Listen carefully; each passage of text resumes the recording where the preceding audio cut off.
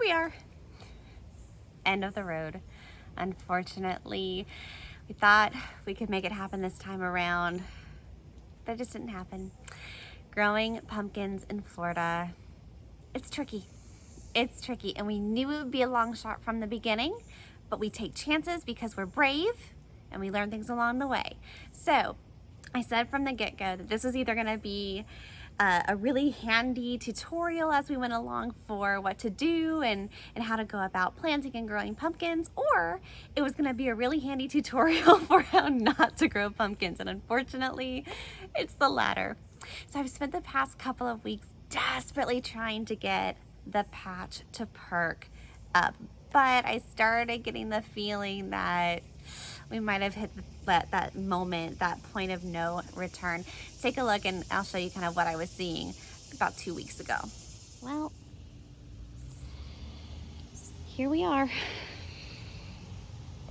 It's been a long road, y'all. And I like to think we almost made it.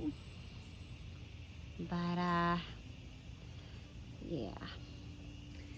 Not this time. Not this year. All right, so as you can see, we never really quite recovered from the damage from the fungus, right? It kind of hit us hard at the earlier parts of our vines, and it never really quite let up. So fungal infections, no bueno. Not good. And then if you look over here,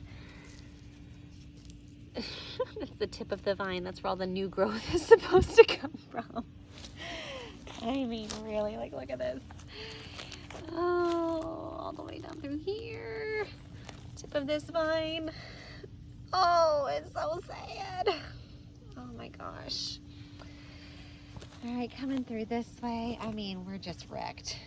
Y'all, we've been watering and fertilizing and trying, and I mean, this guy just straight up gave up on life.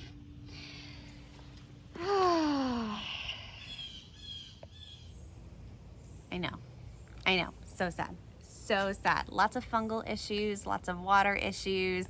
Not that it wasn't getting enough water, but it was just literally sitting in water all day because of the Florida rain and the Florida climate, the humidity. It was just murky and yucky, and there really wasn't much I could do about it, right? We tried mulching a little bit earlier in our season, but even that wasn't enough. Once those vines really started taking off, it couldn't wick enough of that moisture away. So fungal issues were definitely problematic. So I thought, okay, well, let's see what we can do. I'm gonna add more mulch, and I'm gonna really make sure that we're staying on top of that fungicide and really staying on top of our fertilization schedule. And then I saw this happen. All right, everybody, look. Look. That is a female pumpkin flower.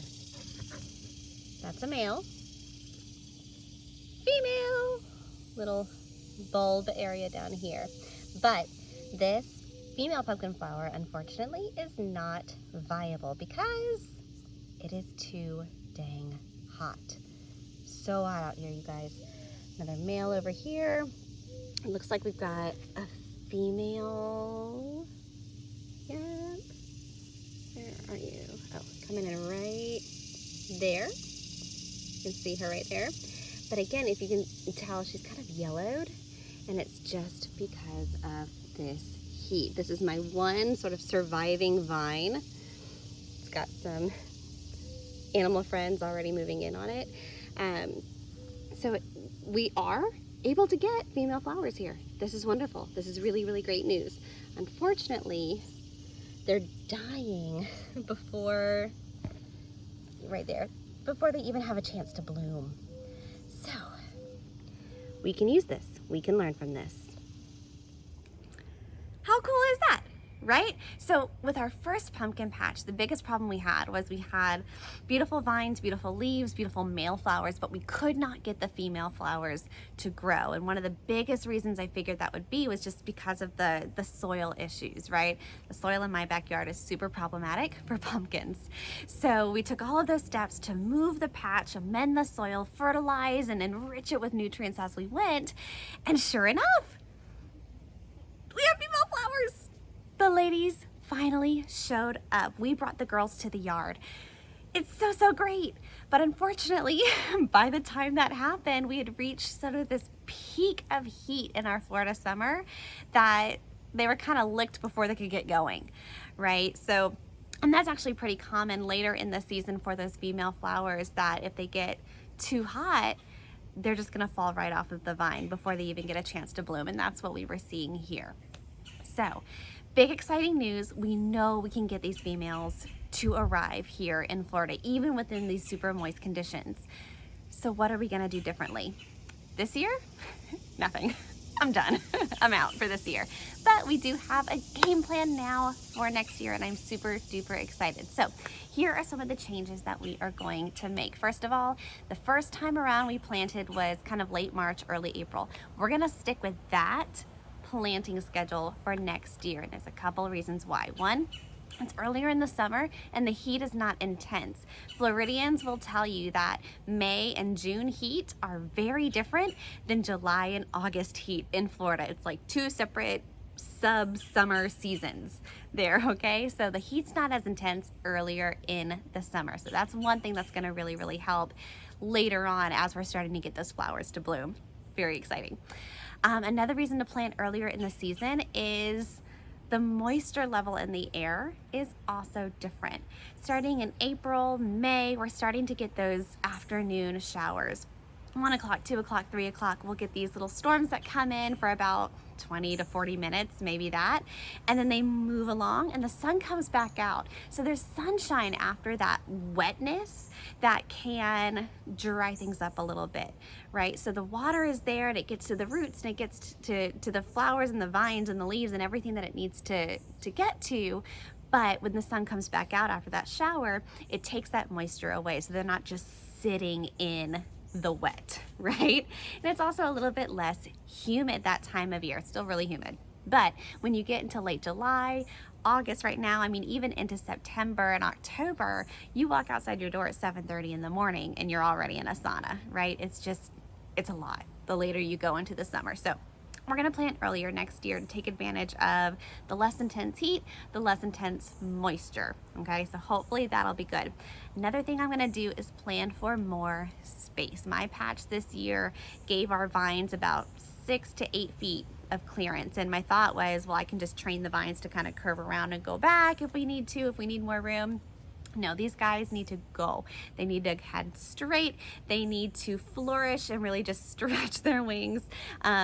10 feet, 11 feet is really kind of that ideal clearance that they're gonna get. Because remember, we don't get those flowers unless we have those big, bright, healthy leaves. Those leaves, right, taking that energy from the sun is gonna be what produces enough energy to get those flowers not only to appear, but to bloom and to stay.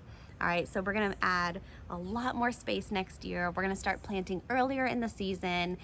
And hopefully with everything that we've learned this year about the fertilization schedule and the soil amendments and the composting that works really well here, in addition to some maybe more proactive approaches to fungal infections, I think we've got a really good shot for one decent pumpkin next year.